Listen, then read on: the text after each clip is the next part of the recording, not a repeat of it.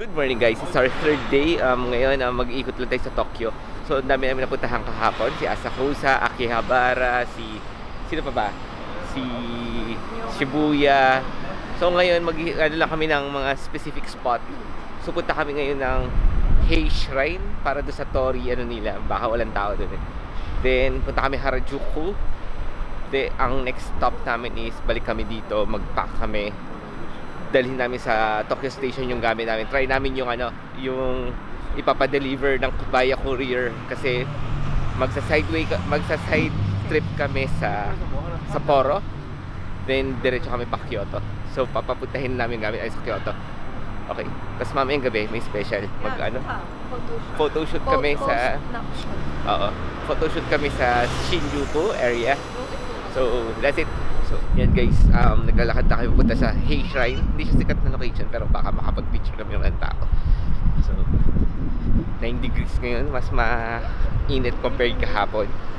Pero, yan. Mainit? Mas mainit compared kahapon. 8 degrees kahapon. So, 9 ngayon. Pero baka mamaya nga iinit. Tapos sabi niya pwede mag-t-shirt lang dito. T-shirt lang ako eh. Oo. Yun. So, pakita namin sa Hei Shrine mamaya.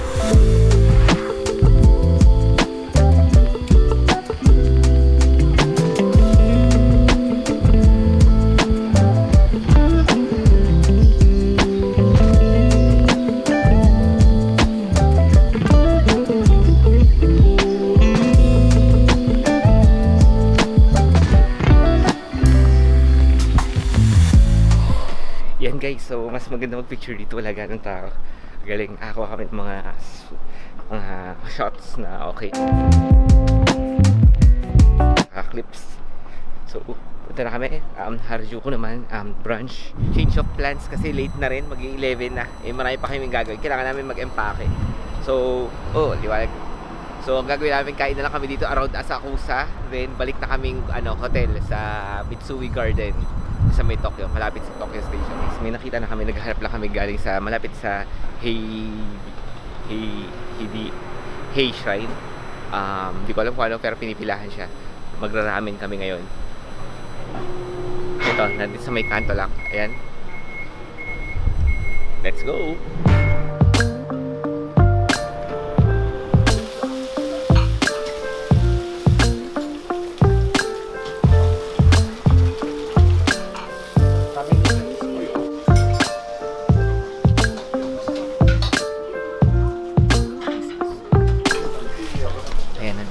Ramen shop. Order kami ng isang ramen din. Gyoza. Hindi natin alam yung name. Research ko pa.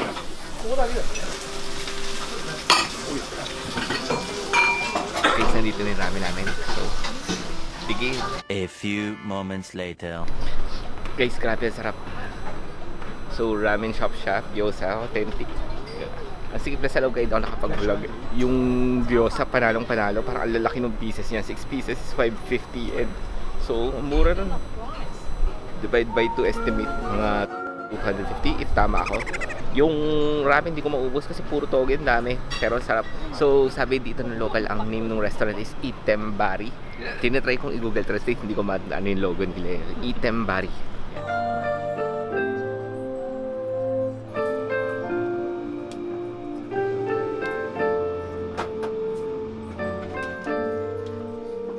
Na-discover kami, maliit na coffee shop, Mamitora. Ang ganda. Tapos na kaming uminom ng coffee. Then, nandito kami sa Kyobashi. Nagmamadali kami. Pero totoo nga, bawal ba uminom ng coffee sa train? Hindi ko alam, bawal yata yan. Bawal yan. Gusto ko pang namnamin yung coffee.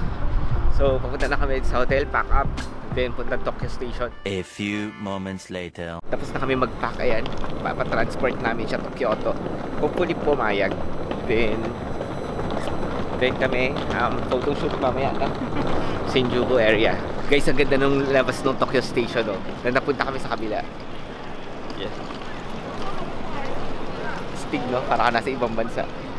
Yan, so ayun. Saan nakaharap? Dito yung yung structure ng Tokyo Station.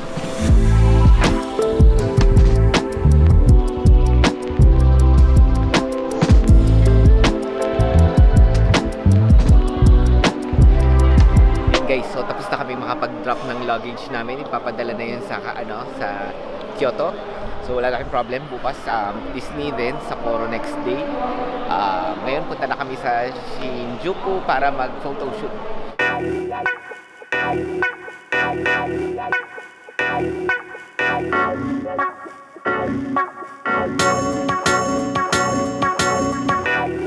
Yan guys, tapos na kami sa Shinjuku. Hindi. Tapos na kami doon sa session namin. So, ang ginawa namin is nag-photo op kami para may maganda kaming kuha. Kasi ang dating is lagi siya lang may maganda kuha. Pag ako na pagpapakuha, wala.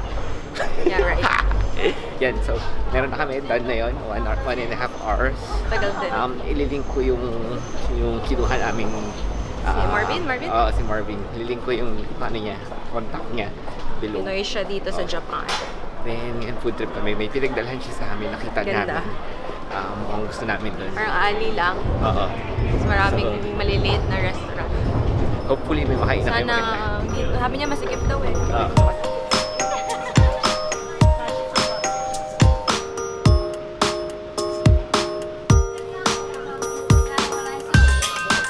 Yan guys, may nakuha na kami table. Medyo masikip, pahirapan kinuha. So, try namin ito.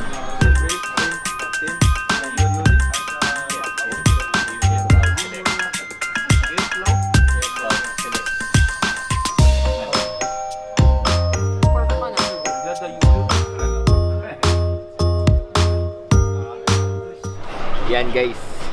So nakapag-try na kami dito, kumain kami. Unfortunately, super mahal niya. No, so nagulat kami, nasa 4,000. 4,000 ang dinner namin. So ang pinakamahal naming nakain is nandito sa street na yan. Doon na kami sa Yokocho Street. Nag-try kami kumain doon. Okay naman siya experience, pero siya yata ang pinakamahal namin nakain. Apat na yakitori. So yakitori is maliliit lang naman talaga yung size niya. Then so super liit na stew, pork stew. So inabot kami ng 3,160 yen. So around 1.5 din sa Philippines. Hindi sulit. So kakain kami ng McDo. Anywhere. McDo or 7-Eleven. Lawson's. Mag-test ulit kami ng mga bagong food. Nag-enjoy ka ba today? Yeah. Parang bright ako ulit. Sa photoshoot. Pero gutom pa ako. Gutom pa. Ay, sarap paglakad dito. Hindi pa ako mapapawis. Buong araw na kami lalakad. Sakit ng pa ako. Pero presko. Sarap. Mahal lang yung food kanina. Medyo mahaba na yung day namin. So, i-end ko na yung vlog ngayon.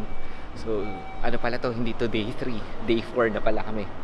So, that's it. If you like this vlog, don't forget to subscribe. See you on my next adventure. Peace.